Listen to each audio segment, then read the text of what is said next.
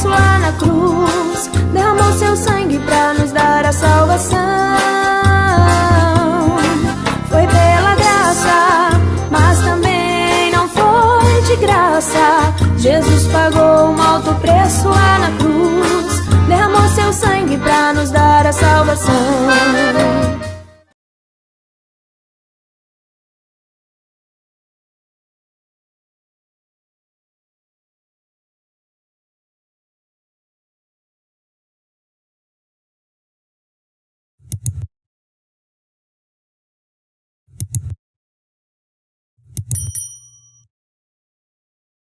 Irmãos queridos, que privilégio estar aqui para compartilhar com vocês a palavra e para tratar de um texto tão importante para exortação, encorajamento e consolo do nosso coração nessa noite. Abra sua Bíblia comigo, por gentileza, profeta Miqueias, capítulo de número 6, versos de 1 a 16. Miqueias, capítulo 6. Me dê um pouquinho mais de retorno, filho, na mesa aqui. O som, um pouquinho mais de retorno aqui, por gentileza. Obrigado, aí melhorou bastante. Obrigado. Profeta Miqueias.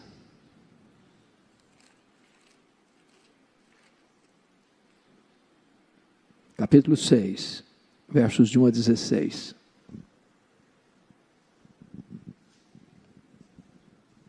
Eu queria que você, na medida que acompanhasse essa leitura, já mentalizasse a cena de um tribunal de júri, porque é exatamente isso que está acontecendo aqui. Deus está chamando o seu povo, Deus está colocando o seu povo numa espécie de banco dos réus, e Deus está julgando a nação. Se vocês olharem o contexto, o profeta Miqueias é um dos poucos profetas menores que fala tanto para o reino do norte quanto para o reino do sul, tanto para as 10 tribos, cuja capital era Samaria, quanto para o reino de Judá, cuja capital era Jerusalém. Então leia comigo, acompanhe a leitura nessa perspectiva de um tribunal de júri onde Deus está chamando o seu povo a julgamento. Está escrito assim: ouvi agora o que diz o Senhor, levanta-te, defende a tua causa perante os montes, e ouçam os outeiros a tua voz. Ouvi, montes, a controvérsia do Senhor, e vós, duráveis fundamentos da terra, porque o Senhor tem controvérsia com o seu povo e com Israel, entrará em juízo. Povo meu, que te tenho feito, e com que te enfadei, responde-me. Pois te fiz sair da terra do Egito e da casa da servidão te remi. E enviei adiante de ti Moisés, Arão e Miriam. Povo meu, lembra-te agora do que maquinou Balaque, rei de Moabe, e do que lhe respondeu Balaão, filho de Beor, e do que aconteceu desde Sitim até Gilgal, para que conheças os atos de justiça do Senhor. Com que me apresentarei ao Senhor e me inclinarei ante o Deus excelso? Virei perante ele com holocaustos, com bezerros de um ano? Agradar-se ao Senhor de milhares de carneiro, de 10.000 ribeiros de azeite? Darei meu primogênito pela minha transgressão, o fruto do meu corpo pelo pecado da minha alma? Ele te declarou, o homem, o que é bom, e o que é que o Senhor pede de ti? Que pratiques a justiça, e ames a misericórdia, e andes humildemente com o teu Deus. A voz do Senhor clama a cidade, e é a verdadeira sabedoria temer-lhe o nome. Ouviu a tribos aquele que a cita. Ainda há na casa do ímpio os tesouros da impiedade e o detestável efa minguado? Poderei eu inocentar balanças falsas e bolsas de pesos enganosos? Porque os ricos da cidade estão cheios de violência, e os seus habitantes falam mentiras, e a língua deles é enganosa na sua boca. Assim também passarei eu a ferir-te, e te deixarei desolada por causa dos teus pecados. Comerás e não te fartarás, a fome estará nas tuas entranhas, e removerás os teus bens, mas não os livrarás, e aquilo que livrares eu entregarei à espada. Semearás, contudo não cegarás. Pisarás a azeitona, porém não te ungirás com azeite. Pisarás a vindima, no entanto não lhe beberás o vinho. Porque observaste os estatutos de Omri e todas as obras da casa de Acabe, e andaste nos conselhos deles. Por isso eu farei de ti uma desolação, e dos habitantes da tua cidade um alvo de vaias. Assim trarei sobre vós o opróbrio dos povos.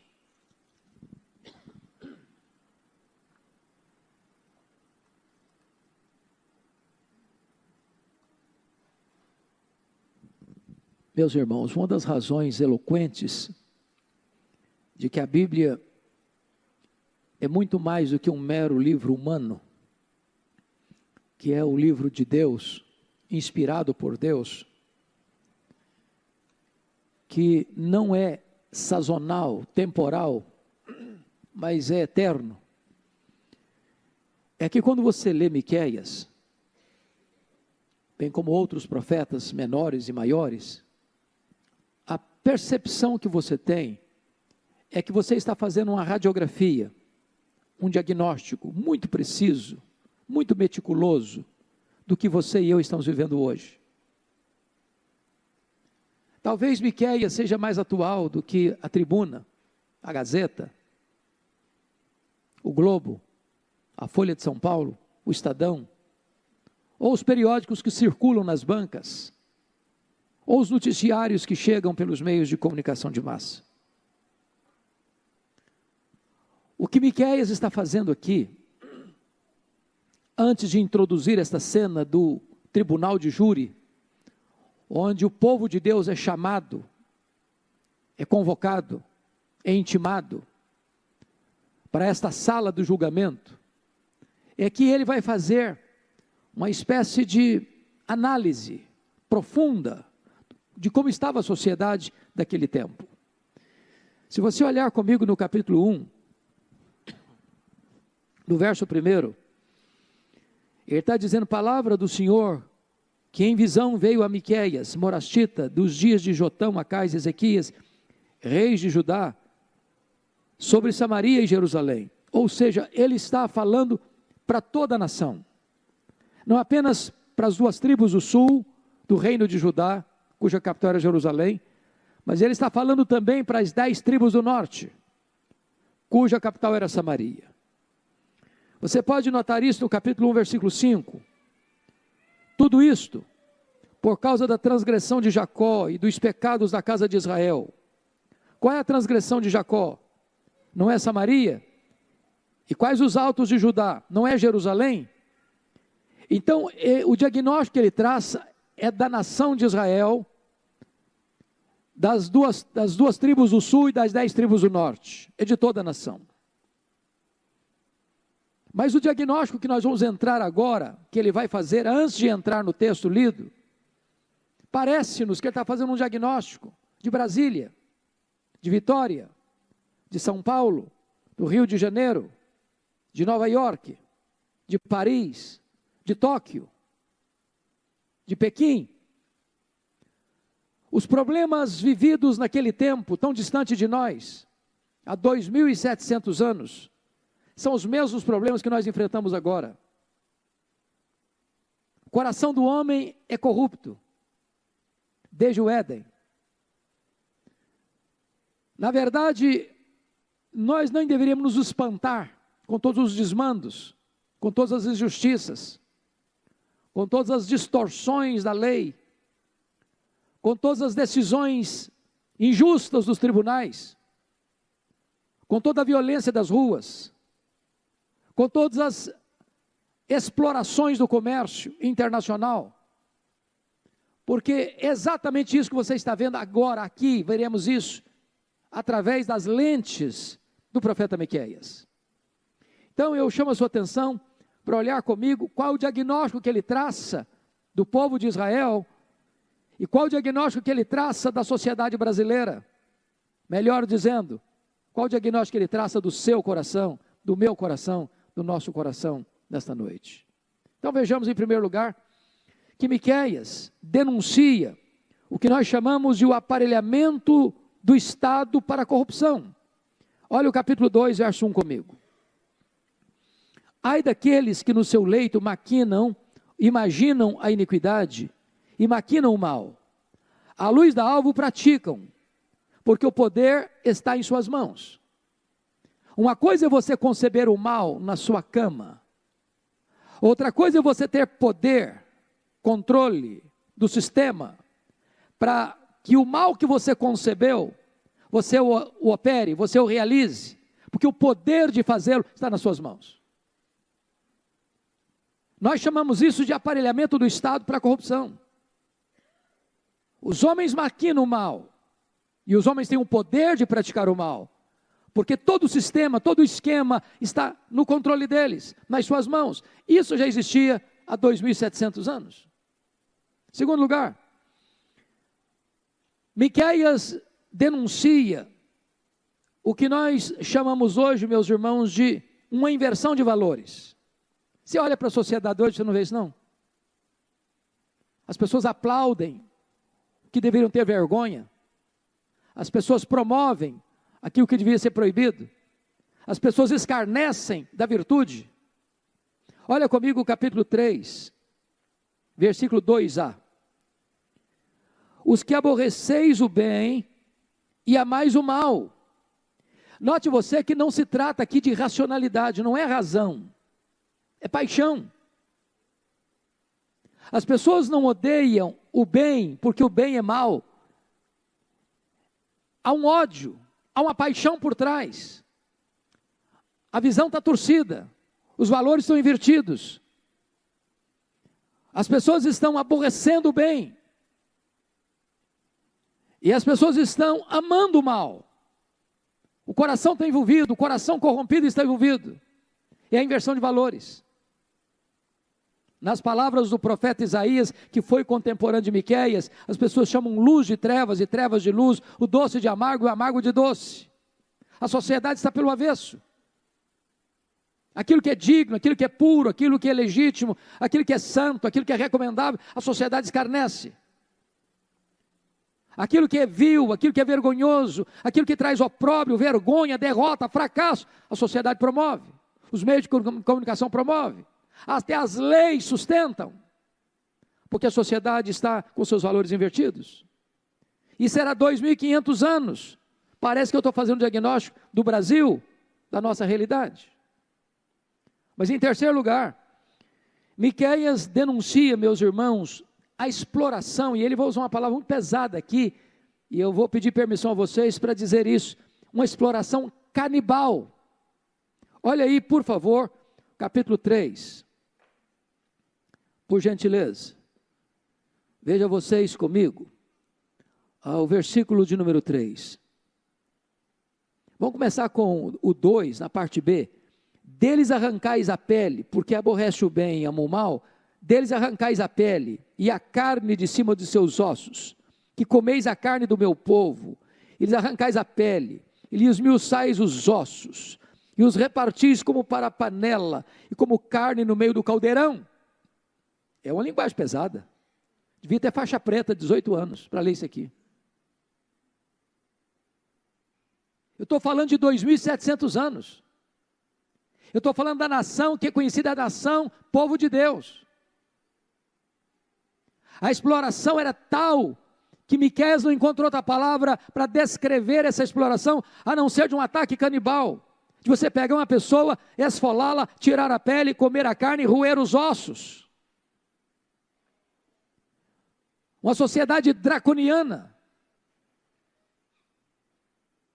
onde os poderosos se sentem no direito de explorar, e não só explorar, de matar, de destruir, de arruinar os mais fracos. Mas tem mais.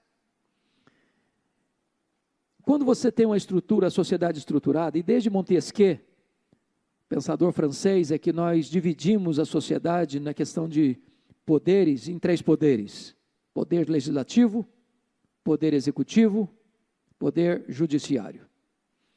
Na constituição desses 3 poderes, que devem ser independentes, sem interferência um no outro, o poder judiciário tem o papel e a função de defender a lei. Se alguns desses dois poderes sair para a direita ou para a esquerda, ou se qualquer desmando é feito na sociedade, se qualquer injustiça é praticada, se qualquer violação da lei é feita, cabe ao poder judiciário defender a justiça, aplicar a lei.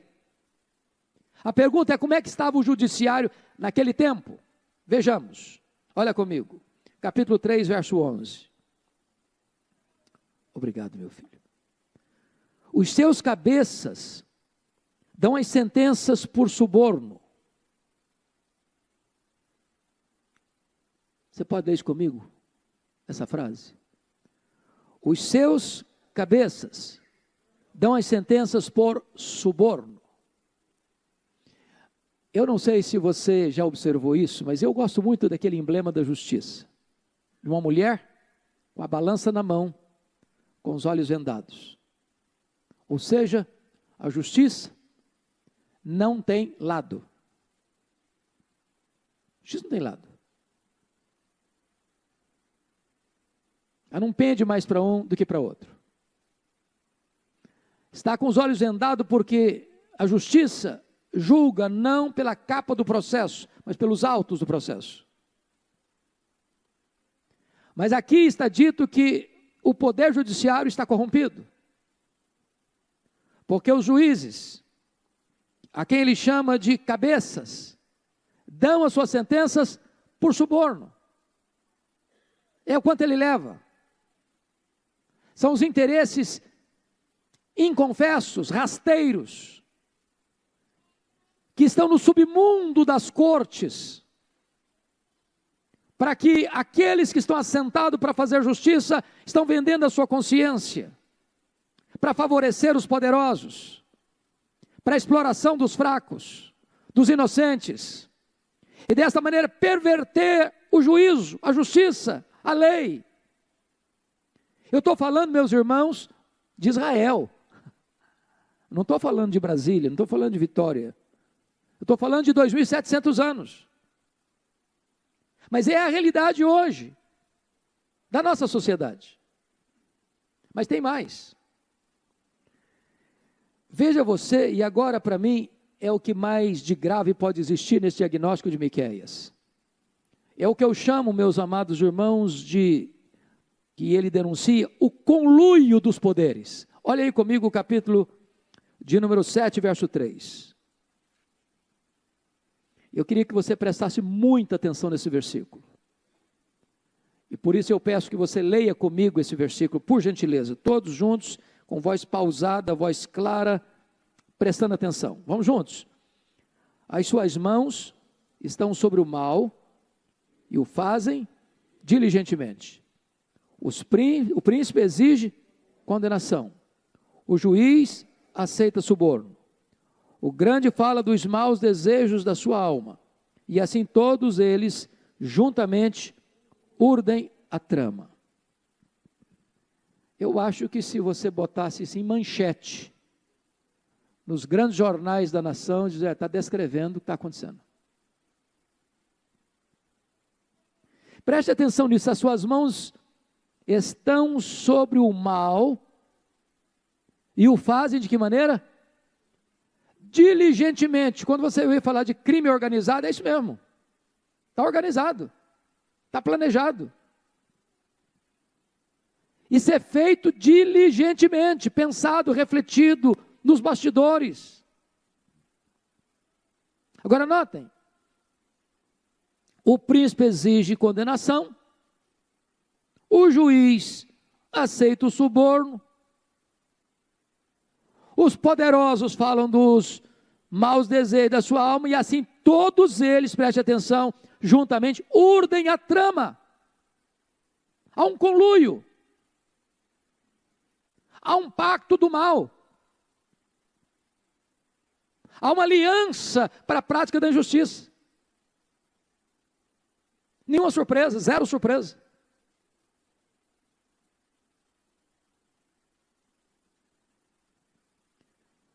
Se uma pessoa não tiver nada a ver com Bíblia, nunca escutou Bíblia, nunca falou de Bíblia, e lê esse versículo aqui, ele vai pensar que nós estamos fazendo uma descrição do que está acontecendo hoje. aqui no nosso país, na América, na Europa, na Ásia, na África. É o diagnóstico da sociedade contemporânea. O conluio dos poderes para a prática do mal. Bom, mas tem mais. Porque numa situação dessa, você vai dizer o seguinte: bom, já que a sociedade está corrompida, os poderes constituídos estão corrompidos, o legislativo, o executivo, o judiciário, tem uma reserva moral na nação. E qual é a reserva moral da nação? A igreja, a religião. Essa não se corrompe, essa não se vende. Será? Será? Qual o diagnóstico dele? Vejamos. Olha como é que ele descreve a religião, os religiosos. Capítulo 3, verso 5, confira aí comigo. Assim diz o Senhor, acerca dos profetas que fazem errar o meu povo, e que clamam paz quando tenho que mastigar, mas apregam uma guerra santa contra aqueles que nada lhes metem na boca.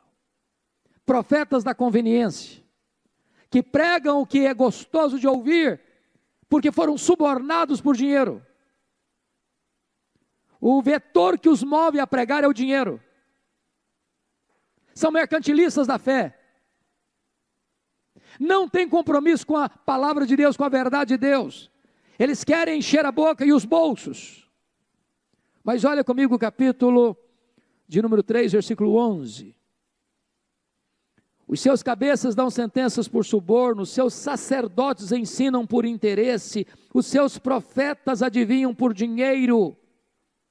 E ainda se encostam o Senhor dizendo, não está o Senhor no meio de nós? Nenhum mal nos sobrevirá. Eles pregam uma mensagem extremamente otimista, boa, agradável, de riqueza, de prosperidade, de sucesso. Está tudo muito bem, Deus está com a gente, não vai acontecer nada não. A nação indo para o buraco, a nação indo para o inferno, a nação indo para o cativeiro, a miséria campeando para todo lado, não está tudo bem com a gente.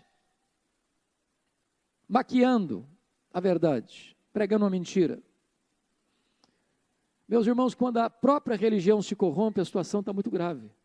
Muito grave. Mas tem mais.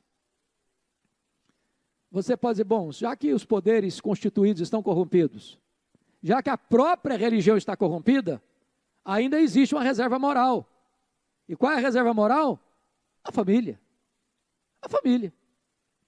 Como é que estava a família? Como é que estava a família? Confira comigo. Olha aí.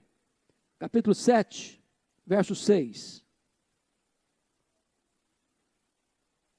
Porque o filho despreza o pai, a filha se levanta contra a mãe, a nora contra a sogra. Os inimigos do homem são os da sua própria casa. Bom, então agora acabou mesmo. Agora a vaca foi para o brejo mesmo. Porque a família é um pé de guerra. A família está desunida, desestruturada. E o que você percebe é que a família lá estava sendo atacada, e é hoje também. Parece que hoje tem que ser uma família disfuncional para ser uma família normal. Porque se for direitinho, bonitinho, marido e mulher, filhos, não, isso aí está esquisito, está jurássico. Está fora do padrão moderno. Está fora da cartilha da modernidade. Tem que ser desorganizada para ser moderna. A família estava arruinada. Mas tem mais. Tem mais. O diagnóstico de Miqueias é tão sombrio, que quando ele olha agora o mapa geral, ele chega a uma conclusão muito triste, dolorosa até. Olha o capítulo 7, verso 2 comigo. Ele diz assim, pereceu da terra o piedoso, e não há entre os homens um que seja reto. Todos espreitam para derramar sangue, cada um caça o seu irmão com a rede. Bom, aí diz, agora virou uma alcateia de lobos. Está todo mundo querendo devorar todo mundo. Eu não sei se consegue fazer um diagnóstico mais sombrio que esse. Pois bem, irmãos, esse é o contexto do capítulo 6 que nós lemos. É por causa desse diagnóstico é que agora nós vamos entrar no capítulo 6. E ao entrar no capítulo 6, o que você vai ver é um tribunal de júri. Quem já foi em um tribunal de júri aqui assistir algum julgamento? Levanta a mão. Alguns aqui já foram. Ok. Eu não sou advogado. Talvez eu não faça uma análise tão precisa do que é isso. Mas à luz do texto eu vou tentar entender o que é. Primeira coisa, que ao armar essa cena de um tribunal de júri, é que a acusação é feita, nos versos 1 a 5. Primeiro, o promotor chama o réu. Olha o versículo 1. Ouvi agora o que diz o Senhor. Levanta-te, defende a tua causa perante os montes e ouça os outeiros da tua voz. Está chamando o réu para defender essa causa. Tá bom, defende a sua causa, vai lá. Amplo direito de defesa, vai lá. Está falando para o povo de Israel, para o povo de Judá, está falando para Samaria, está falando para Jerusalém. Vai lá, defende a sua causa. Depois o júri recebe a instrução no versículo 2. As testemunhas que formam esse corpo de jurados, está aí no versículo 2, que são as testemunhas que viram os crimes sendo perpetrados. Quais são essas testemunhas? Olha aí comigo o versículo 2. Ouvi montes a controvérsia do Senhor, e vós durai os fundamentos da terra, porque o Senhor tem controvérsia com o seu povo e com Israel, entrará em juízo. Os montes, os outeiros, os duráveis fundamentos da terra, a natureza, enfim, que estava vendo tudo, cenário de tudo, acompanhando tudo. Deus chama a natureza para julgar o seu povo, para dar o seu voto de veredito na condenação do seu povo. Mas ainda, a promotoria apresenta a acusação, a partir do verso 3 ao verso 5. A primeira coisa, acusa o réu de ter se afastado de Deus, no verso 3. Meus irmãos, observem bem o que está escrito aí no verso 3, por gentileza. Povo meu, que te tenho feito? Com que te enfadei? Responde-me. Há uma exclamação comovente aqui, povo meu. Há aqui um fato doloroso. Que te tenho feito? Com que te enfadei? Aqui um pedido de explicação. Responde-me. Agora preste atenção. Apesar de todos esses crimes, Deus chama esse povo de o quê? Povo meu. Apesar dos meus pecados, Deus me chama meu filho. Apesar de você e eu sermos quem somos, Deus ainda não desiste de nós. Povo meu, povo meu. O povo estava tão afastado de Deus, que Deus pergunta para eles assim, que te tenho feito? Que te tenho feito? Toda a bondade de Deus estava sendo vista como se Deus fosse um carrasco. Que te tenho feito? Responde-me. Mas notem que depois de acusar o réu ter se afastado de Deus, o promotor acusa o réu, a promotoria acusa o réu, de não valorizar a sua libertação. Versículo 4. Pois eu te fiz sair da terra do Egito, e da casa da servidão te remi. Então, você lembra do Egito? Você lembra que você foi escravo? Você lembra que você trabalhava debaixo de chicote? Pois eu tirei você de lá, eu arranquei você de lá, eu remi você. Agora pare para pensar agora na sua vida. Nós estávamos perdidos, nós estávamos mortos, nós estávamos na garra do diabo, nós estávamos no império das trevas, nós estávamos mortos nos nossos delitos e pecados, nós estávamos depravados, condenados, e o Senhor foi lá e nos tirou com mão forte e poderosa, e Ele nos perdoou, e Ele nos remiu, e Ele nos lavou, e Ele nos fez filhos seus. O promotor está acusando o réu aqui de não valorizar a sua libertação, a sua redenção. Mas ainda, em terceiro lugar, a promotoria acusa o réu de não valorizar a sua liderança. Olha o versículo 4 comigo, na parte B, quando diz, e enviei adiante de ti Moisés, Arão e Miriam. Ou seja, Deus não só tirou o povo, mas Deus deu liderança boa para o povo. Moisés, homem de Deus, guiando aquele povo 40 anos. A Bíblia diz que ele era o homem mais manso da terra, suportando as cargas do povo. orando pelo povo, se colocando na brecha em favor do povo. E agora Israel olha e não valoriza a sua liderança, não prestigia a sua liderança, se rebela contra a sua liderança, fala mal da sua liderança, se insurge contra a sua liderança. Mas mais, a promotoria acusa o réu de não valorizar as bênçãos. Olha o versículo 5. Povo meu, lembra-te agora do que maquinou Balaque, rei de Moabe, e do que lhe respondeu Balaão, filho de Beor, do que aconteceu desde Sitim até Gilgal, para que conheça os atos de justiça do Senhor. Duas coisas aqui. Primeiro, você e eu ainda temos esse problema. Nossa memória é curta para lembrar as bênçãos. A gente se esquece rápido. Afiada para reclamar, para murmurar. Lembra-te de que Balaque contratou um profeta para falar mal de vocês, para amaldiçoar vocês, e ele não conseguiu. Porque ninguém pode amaldiçoar a quem Deus abençoa. E o povo era abençoado por Deus. Lembra-te que desde Sitim até Gilgal, o que é Sitim e Gilgal? O que esses dois nomes significam? Sitim foi onde eles começaram a caminhada pelo deserto.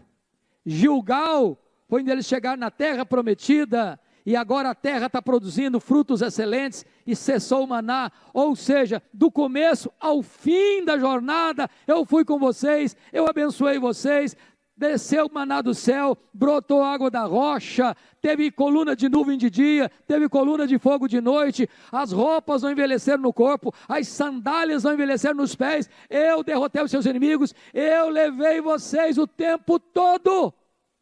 Lembra disso?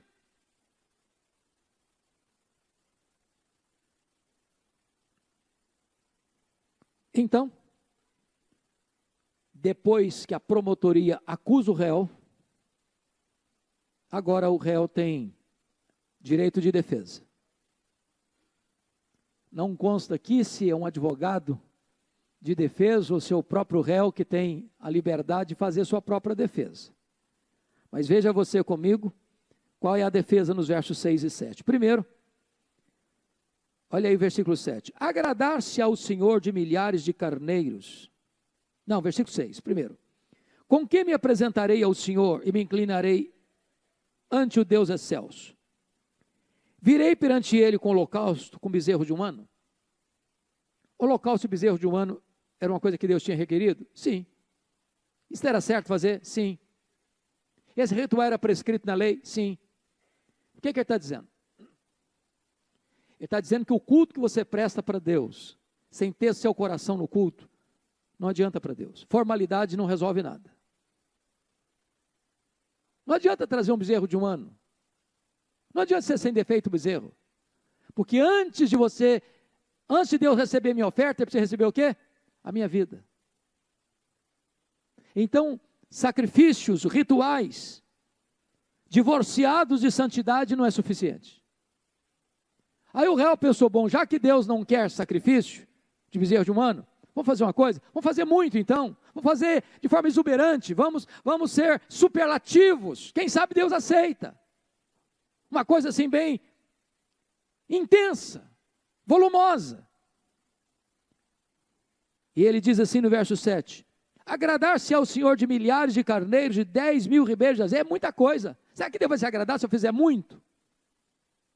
Não resolve. Deus não se impressiona com o que impressiona os homens. Deus não vê quantidade, Deus vê o coração e a motivação. Aí eles partiram para uma terceira possibilidade de defesa. Versículo 7, parte B. Darei o meu primogênito pela minha transgressão, o fruto do meu corpo, pelo pecado da minha alma. Já que Deus não quer nem sacrifício de bezerro de um ano, já que Deus não quer também nem milhares de ribeiros de azeite, milhares de carneiros, então vou fazer o seguinte, vou fazer algo radical. Eu vou oferecer como um culto a Moloque os meus próprios filhos, em sacrifício para Deus. Não, Deus não aceita sacrifícios humanos. Em outras palavras, irmãos, diante das acusações da promotoria, a defesa do réu é pífia, é fraca, não é convincente. O povo não tem defesa. Então, agora vamos ver que a instrução é dada no processo. E quando a instrução é dada nesse processo, nesse tribunal de júri, Deus vai explicar o que Ele quer no versículo 8. Confira aí comigo. Ele te declarou ao homem o que é bom e o que é que o Senhor pede de ti, que pratiques a justiça, que ames a misericórdia e andes humildemente com o teu Deus. Ponto aqui, irmãos. Hoje parece que Deus está sendo empurrado para dentro dos templos cristãos. Como se Deus só se interessasse por aquilo que acontece dentro de um templo cristão. Deus está nas ruas. Deus está nos tribunais. Deus está nas empresas multinacionais. Deus está no comércio. Deus está nas transações comerciais. O que Deus requer do seu povo é que o seu povo pratique a justiça. Não adianta fazer falcatrua lá fora e vir para fazer sacrifício dentro do templo. Não adianta viver uma vida desonesta lá fora e vir para cá e dizer glória a Deus, aleluia. Deus quer é que a justiça seja praticada. Agora notem, Deus quer que a misericórdia seja amada e ameis a misericórdia. A misericórdia não só pode ser praticada, ela tem que ser amada. Se você não amar a misericórdia, você não a pratica. Agora, preste atenção nisso. E que andeis humildemente com o teu Deus. Meus irmãos, entendamos isso. Hoje nós somos chamados um país laico, e tem muita gente confundindo o que é país laico, achando que é um país ateu. Nós não somos um país ateu, somos um país laico. E um país laico é um país que não tem uma religião oficial, que o Estado não interfere na religião, que o Estado não dita para você o que você crê, que há independência para você escolher a fé que você quiser, e o Estado não vai interferir nisso. Hoje o Estado quer empurrar a goela abaixo dos cidadãos o ateísmo. E eu posso lhes garantir um fato: as duas primeiras coisas, prática da justiça e amor à misericórdia, só vão acontecer se você andar humildemente com Deus. Se você não conhecer a Deus, se você não andar humildemente com Deus, você vai praticar injustiça e não vai amar a misericórdia. Quando as pessoas tentam esvaziar a religião, quando as pessoas tentam banir o cristianismo da sociedade, eles estão afundando a sociedade, tanto na injustiça quanto na opressão. Eu não estou falando do Brasil não, mas irmão, eu estou falando de Israel, preste atenção nisso. Eu vou imitar meu colega pastor Arival. Vocês estão entendendo ou preciso botar a legenda? Pois bem. Depois que a instrução é dada, agora o julgamento é concluído. E vamos ver como é que o julgamento é concluído. Primeiro, o juiz, presta atenção no tribunal de júri, o juiz ordena que o réu ouça sua sentença. Versículo 9. A voz do Senhor clama a cidade, e é verdadeira sabedoria temer-lhe o nome. Ouviu a tribos aquele que a cita. Veja, você cita que está com C e não com S. É um termo jurídico, de citação.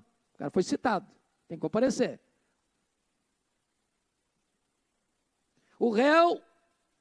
O juiz mostra os dispositivos que o réu infringiu da lei. O que o réu infringiu da lei? Vamos ver. Versículo 10. Primeiro, o crime das riquezas mal adquiridas. Versículo 10. Ainda há na casa do ímpio os tesouros da impiedade. O que ele está dizendo? O que o juiz está condenando o réu aqui? É que o dinheiro que ele juntou é sujo. Dinheiro de corrupção, de falcatrua.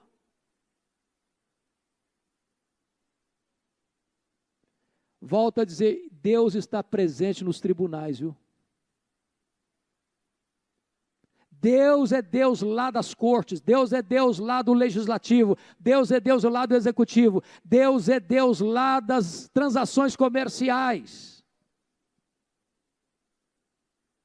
Deus não é Deus apenas de templos religiosos, Ele é o Senhor de toda a terra.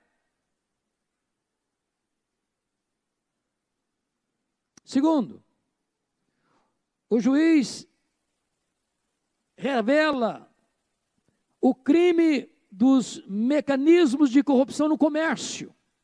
Olha comigo o verso 10, a parte B e o 11. E o detestável é faminguado, poderei eu inocentar balanças falsas e pesos, e bolsas e pesos enganosos? O que ele está falando, irmãos? Está falando de comércio. Ele está falando do cidadão que você vai comprar 1 quilo de carne no supermercado, ele te vende 900 gramas. Entrega 900 gramas, mas você paga 1 quilo. Ele está dizendo que você vai lá no supermercado comprar 5 quilos de arroz, e quando na verdade você está levando para casa é 4 quilos e 800 gramas. O que ele está dizendo é que tem gente corrompendo medidas e pesos para ter lucro desonesto. Bom, mas Paulo, isso não é espiritual. É espiritual sim.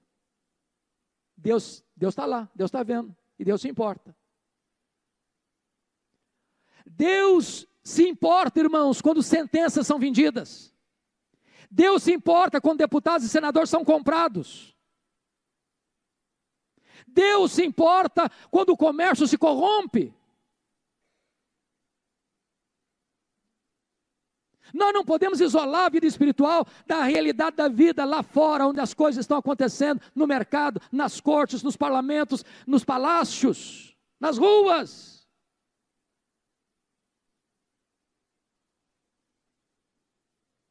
Mas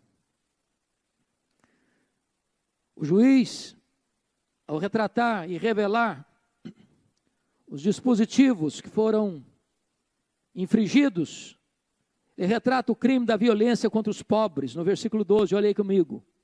Porque os ricos da cidade estão cheios de violência, e os seus habitantes falam mentiras, e a língua deles é enganosa na sua boca. Ou seja, o pobre, e aqui o pobre na linguagem de Israel era todos aqueles que às vezes eram desassistidos, os órfãos, as viúvas, os que não tinham vez, os que não tinham voz. Quando eles iam defender as suas causas diante dos tribunais, das cortes, não logravam êxito, porque os poderosos mentiam, compravam sentenças, e as sentenças saíam sempre desfavoráveis àqueles que, inocentes, embora inocentes, saíam derrotados. E Deus está olhando, e Deus está vendo. Então, diante deste julgamento, da conclusão do julgamento, então agora o juiz vai aplicar a sentença. E a primeira coisa, meus irmãos, é que o réu vai colher o que ele plantou. Olha o versículo 13 comigo. Assim também passarei eu a ferir-te, e te deixarei desolada por causa dos teus pecados. Quem feriu vai ser ferido. Quem deixou na desolação vai ficar desolado. Só que o braço que vai acionar a justiça não é o braço humano, é o braço divino. A mim me pertence a vingança, diz o Senhor. Eu retribuirei. Segundo, o réu vai experimentar uma insatisfação crônica. Olha comigo o verso de número 14. Comerás e não te fartarás. A fome estará nas tuas entranhas. Removerás os teus bens, mas não os livrarás. E aquilo que livrares eu entregarei à espada. Comerás e não te fartarás. A fome estará nas tuas entranhas. Que negócio é esse? O que ele está falando? Significa que você vai na churrascaria Fogo de Chão e sai de lá com fome? Você vai na melhor pizzaria de Vitória e pega uma pizza gigante, come sozinho, e você ainda está com fome? É isso? Não. Significa que o cara vai pagar 30 mil reais numa diária de hotel, dormiu em cama de marfim, com lençóis de fio egípcio, com travesseiro de pena de ganso, e ainda não dorme, é isso? Não. De gente que vai para um restaurante e gasta 30 mil reais numa garrafa de vinho e sorve gota a gota e ainda está com vontade de beber mais.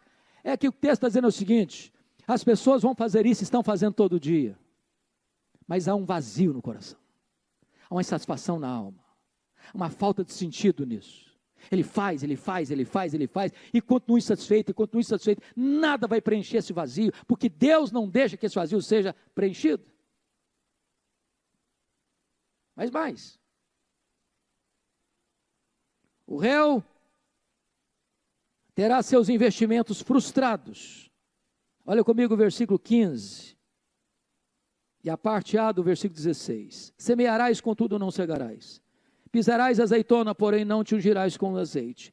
Pisarás a vindima, no entanto não lhe beberás o vinho, porque observaste os estatutos de Onri e todas as obras de Acabe e andastes nos conselhos deles. O que está acontecendo aqui, irmãos?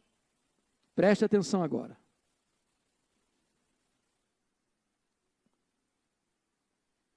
Sempre que o establishment, sempre que o Estado promove a falsa religião, ele está corrompendo a sociedade. Sabe por quê? Porque a ética é filha da teologia. Por que que tanto Israel quanto o Judá estão nesse caminho de injustiça, de violência, de opressão? Porque lá atrás, eles seguiram os caminhos, os ensinamentos de homens maus, Onri e Acabe. Aqueles que implementaram o culto a Baal e abandonaram a Deus. Sempre que o Deus verdadeiro é tirado, o Deus falso entra. Não tem ética boa onde a teologia é errada. Onde prospera a falsa religião, aí não tem como prosperar a justiça, a misericórdia. Não tem. E o que Deus vai fazer? O que Deus vai fazer é o que está escrito aí, meus amados irmãos. Semearás e não cegarás, pisarás a azeitona, mas não te ungirás com azeite, pisarás a vindima, no entanto não lhe beberás o vinho. Em outras palavras, vai ter um investimento frustrado. Eu fico imaginando que nesse sentido é que a Bíblia menciona que o bom nome vale mais do que riquezas. O que adianta uma pessoa ganhar muito dinheiro, juntar muito dinheiro nos paraísos fiscais e não poder andar na rua?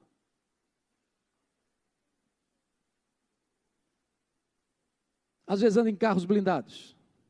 Mas o que adianta um homem juntar muito dinheiro de iniquidade e não poder botar a cabeça no travesseiro e dormir em paz? Não é que ele não juntou dinheiro, não é que ele acumulou, não. Ele acumulou, mas Deus não deixa o cara usufruir. E quando eu digo usufruir, não é que o cara não foi no melhor restaurante, não é que ele não dormiu no melhor hotel, não é que ele não foi comprar as roupas mais caras ou usar as joias mais caras, não. É que apesar de usar tudo isso, nada disso satisfaz a vida dele. Nada disso. Deus não permite que os investimentos dele satisfaçam o coração. Mas agora, irmãos, vem a sentença final do réu. E a sentença final do réu aqui são 70 anos de prisão. Olha comigo o último versículo, parte B. Por isso, eu farei de ti uma desolação, dos habitantes da tua cidade um alvo de vaias, assim trarei sobre vós o opróbrio dos povos. De certa forma, Miqueias, que profetizou tanto para o reino do sul quanto para o reino do norte, tanto para Jerusalém quanto para Samaria, ele está profetizando aqui os dois cativeiros. Samaria, 722, quando a Síria levou Samaria embora. Jerusalém, 586, quando a Babilônia tomou Jerusalém, destruiu Jerusalém, e tudo que eles juntaram, tudo que eles construíram, todos os seus bens, todas as suas riquezas, foram levados embora para a Babilônia. 70 anos de prisão, de cativeiro. A Bíblia diz que o salário do pecado é a morte. Só o louco zomba do pecado. Bom, queridos, parece que a mensagem de Miqueias é sombria demais. Dolorosa demais. Quase que desastrosa demais. Mas louvado seja Deus. O Senhor ainda diz para esse povo: povo meu, que te tenho feito? Responde-me. E nesse caos, Deus traz uma palavra de esperança. Deus não diz isso ao seu povo.